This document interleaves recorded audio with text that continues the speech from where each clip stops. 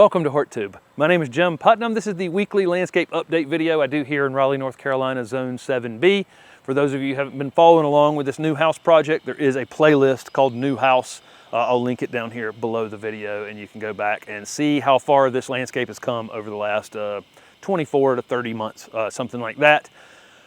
Went out of town for like 11 days and came back, and the place has just gone bonkers. And the main reason it went bonkers is because I got lucky and finally got some actual rain. Rain goes a long way toward really making things grow faster. You can irrigate them all day long with the city's water and just not get the kind of growth you get from a thunderstorm. A big thunderstorm comes, and I got lucky while we were gone. Had a fantastic person here to watch everything, came and watered the containers. Didn't end up having to water the landscape at all because, again, we got some rain. And so that's fantastic. Hydrangea Paniculatas are pretty much pink peak flower at this point. This is white wedding hydrangea. I normally label these videos. I'm a little bit short on time on this week's video, so again, if you go back through that playlist, everything in this landscape has been named at some point in a video, and normally I'll have the names down at the bottom. This sunflower, which again was actually mislabeled, it was supposed to be white with a yellow center. It's a mix. Some of them are and some of them aren't. Some of them are solid yellow. Some of them are white or yellow with the white around the edge. Regardless, doesn't matter. As these finish flowering, I have bees on the open flowers, pollinating them, and then goldfinches sitting up here, if I wasn't standing here right now, grabbing the seeds. So these are really, really fun to watch. And a little bit down from that are some Tithonia, or Mexican sunflower, and pollinators all over these as well. When I left here, the purpose of these was to go behind this fence that I had built that's only maybe 30 inches tall in the center, hoping to get these up over the top of them.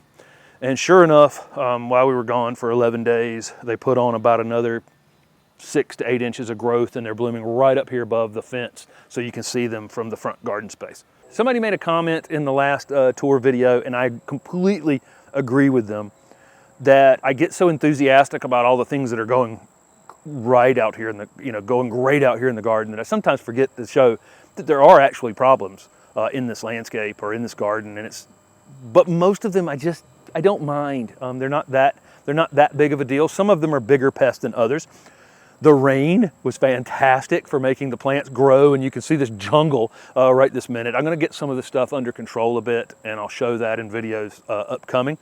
But just as much as it made my flowers grow in the front garden, it also made the crabgrass and Johnson grass and all the weeds grow as well. And it also things that I had seeded in the past, like this mauve-colored Celosia that is not supposed to be part of this planting. It seeded itself in here, needs to come out. There's maybe 6 or 8 of them. There are all kinds of little problems. We'll show some more things going into the back garden, but not everything is, is perfect. I do think that overall I may have a few less problems in general because of the soil prep that was done and because of how many things are planted out here. I kind of have the hiding place for the good guys and the bad guys. And if they're out here fighting it out, you tend to have a few less problems in the garden, but there are plenty of problems here. But let's keep hopping around. One of my absolute favorite shrubs are the native clethra. There's a white flowering selection here, and then there's a pink one right here called Ruby Spice. Pollinators absolutely go crazy for these. They have great dark green foliage. People are going to say they get too big for the spot they're in. You're absolutely correct. I'll do some pruning on them or move them about. That's the normal thing. What you'll see though is native bees. You'll see tons of native bees. You'll see native wasp. When you introduce native flowering plants in the garden, you're not just going to see the bees.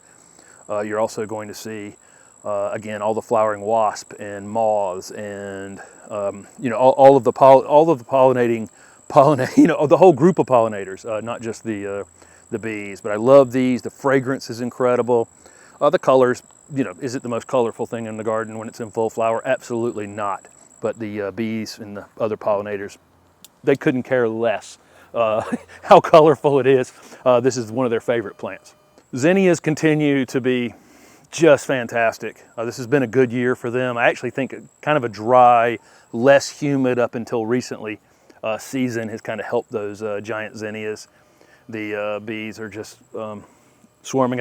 It's cloudy this afternoon, so I don't often get a chance to shoot when the bees are out here. I'm usually shooting early in the morning, or I'm shooting later in the day, but here in the mid-afternoon or late afternoon, they're all super, super active. Most of the salvia varieties in the landscape are just peaking right now. Went away with the vinca, several different vincas planted, annual vinca planted in the landscape. Went away with these, were half this size, I swear they were. They were just amazing how much they jumped up here this past week and a half. And the other side of this space as well, the pink vinca that's out here toward the street, same thing. And it's coming out here on the sidewalk. I eventually want this to be this, look like that.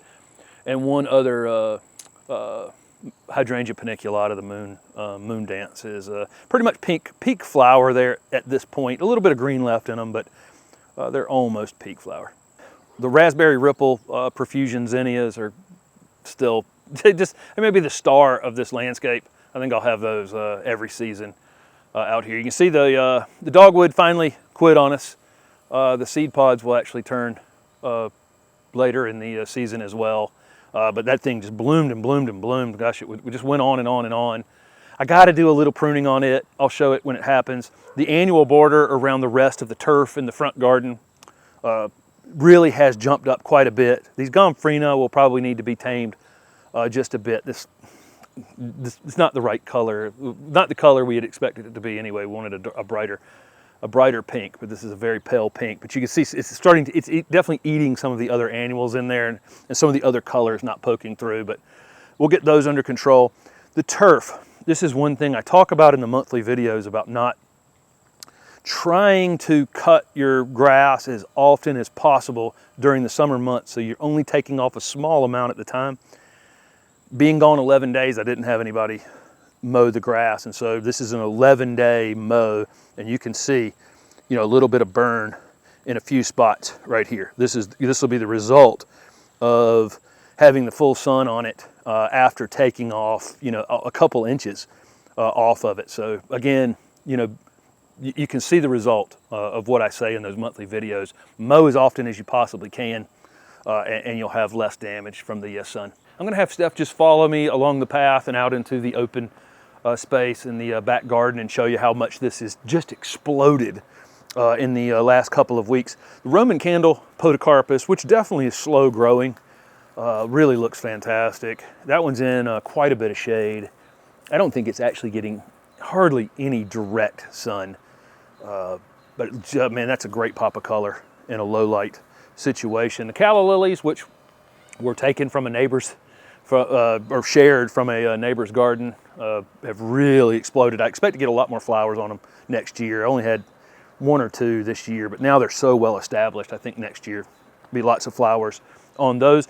My Gardenia, this one had taken a little bit of winter damage, and I actually think this space over here is kind of dry.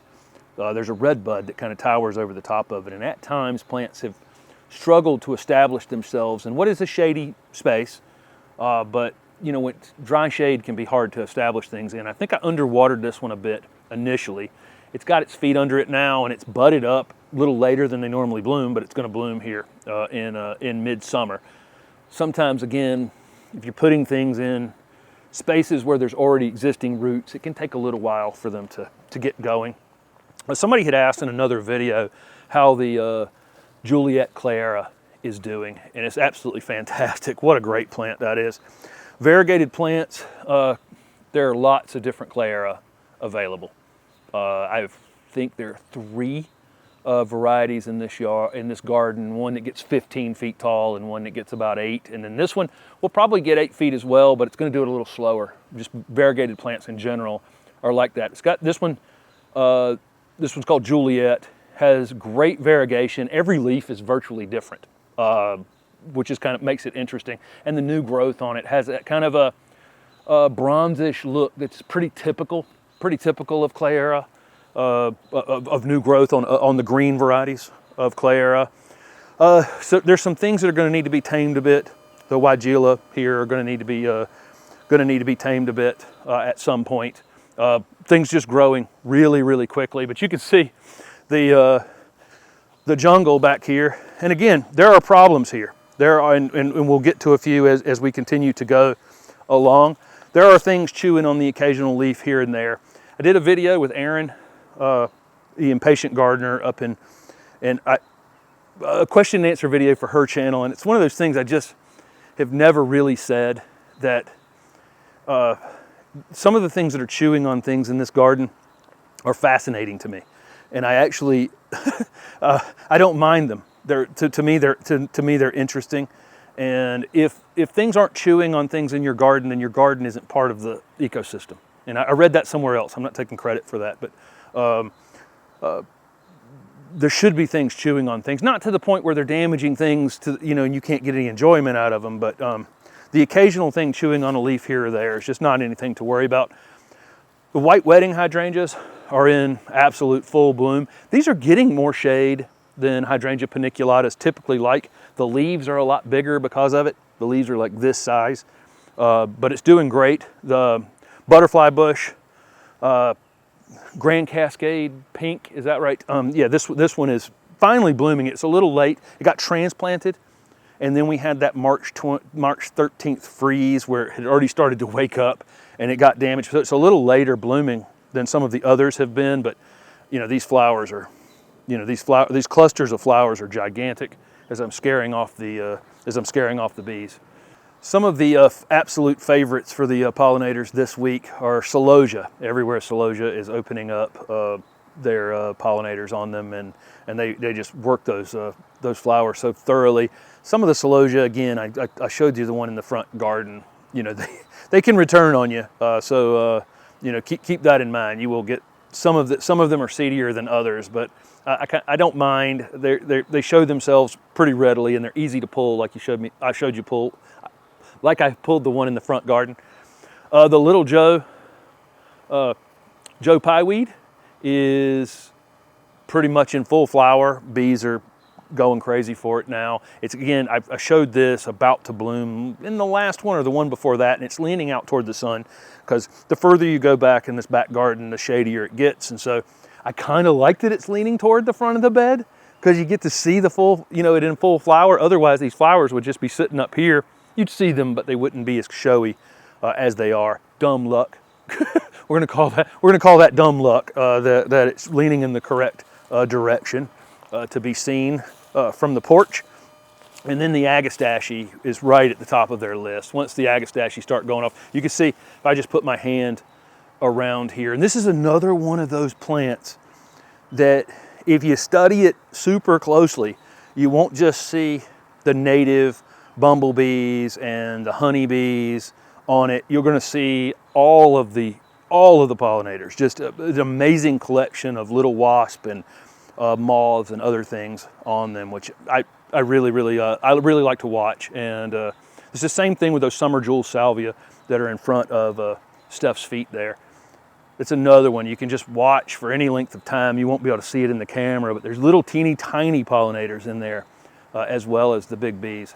The Golden Falls Redbud, looking fantastic. I at the beginning of the season in some pruning videos, limbed it up maybe 2 feet off the ground. It's already dragging the ground again down there, and so I need to do the same exact thing again. I'm just going to go right around the base of it and cut it off. You'll see that in a video, because again, I got to do a lot of pruning out here. One thing I want to show you on this is there's some damage on these leaves, and this is, the leaf cutter bees come and cut little pieces out of these, and they build their they do their nesting with them. Redbuds are particularly easy to cut chunks out of to use, and so that's why they're kind of drawn to this one. I look at this and I am thankful that they have the material that they need to do what they need to do. That's how I look at this. I don't look at it as, oh my goodness, what is wrong with this thing? It's damaged and it's not perfect anymore. I look at it as, this tree has helped some other living thing do its thing, and it's not damaging the tree enough to harm it, really. I mean, it's not harming the tree at all. And so as long as we can live within that balance of it not damaging the tree and it gets something out of it and I still get the enjoyment out of it, I'm not worried about it. Another issue I have going on, which to me is not an issue in any way, shape, or form, is on the newest growth on the grape, there are some aphids out here. And you'll see some ants walking along the stems. They're actually, you think they're actually eating aphids, but they actually, the secretion from the aphids is sweet. And they actually, so they kind of defend the aphids and make sure that they can get what they need out of this relationship with them. This plant is growing so vigorously, so fast. I'm having to cut it back all the time. I'm not going to worry about a few aphids, and it's super interesting to me to watch these ants and this, you know, this relationship that these two things have together. If it was maybe if it was harming the plant more, I'd come in here with a water hose and I could hose it off, or I could cut back the most tender growth off of it and dispose of it. You know, there's some strategies that I could use that aren't spraying. I'm just not going to worry about it. I am going to cut this part off right here because it's past the door. And so that's not me removing it because of the aphids. It's just, it's past the door. It's, you know, it's not in the right location. The only thing that could come from this that would be slightly annoying is sooty mold. The drippings from the aphids, which are what the ants are working with, can drip onto your plants down below, and you can get what we call sooty mold. It's a black mold that'll grow on leaves. You'll see it frequently in the garden, and it's from aphids, you know, waste, a fungus that grows on the aphid waste. Again, not that big of a deal, just an annoyance. But again, another relationship, you know, an insect on a plant that is not being harmed by it, I'm not going to worry about it. So I think we talked about a couple weeks ago cutting back some of the annuals during the summertime just to rejuvenate them, fill them out. It's super important with Angelonia and Pentas as well. You'll see that the flower will stay in place even after it's been pollinated, even after there's no nectar in the flower will continue to stand there, and you'll wonder why you're not getting any bees. So the best thing to do is a couple times every summer is to cut them back. So after we cut them back, you come back in and they're re-blooming and there's pollinators all over them, and that's what's going on there. But again, in 2 or 3 weeks, these flowers they still kind of look good, and you can't figure out why there's no pollinators on them. Again, they've used the nectar up in them, and for whatever reason, these flowers don't decline on the plant. They continue to look pretty good, but I'm growing them so that we'll have pollinators. So we'll cut them again. They look great along this border. This one's kind of interesting. This is Swiss chard being grown in, it's a good amount of sun back here, but this is in the shade by probably 2:30 in the afternoon. This was cut completely to the ground just 2 weeks ago and has responded this quickly coming back. It was cut, cooked, eaten, and is filling back in very, very quickly. And so I think we'll be able to cut this a couple more times. I want to see actually how long this can just stay here. I think it probably stay here right through the winter and just do this over and over and over again. But they're tasty, and then they just cut and come again. They come right back.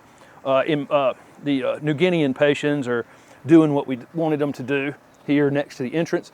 The pots are missing from the porch and from some other places that you may see in the video, just because we got them all gathered together so somebody could water them easily while we were on a trip.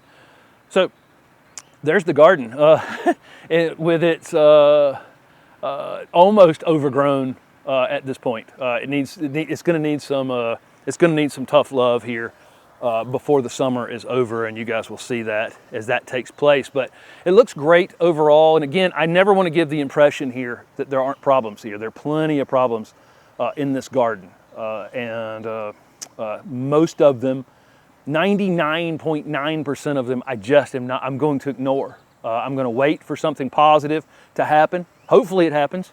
If it doesn't, that plant will eventually just get eliminated if it just continues to have a problem and doesn't produce enjoyment in the garden for pollinators or for me or for whatever. So keep that in mind. There's plenty of issues here, but the issues are part of the fun for me in many cases. Thanks for watching.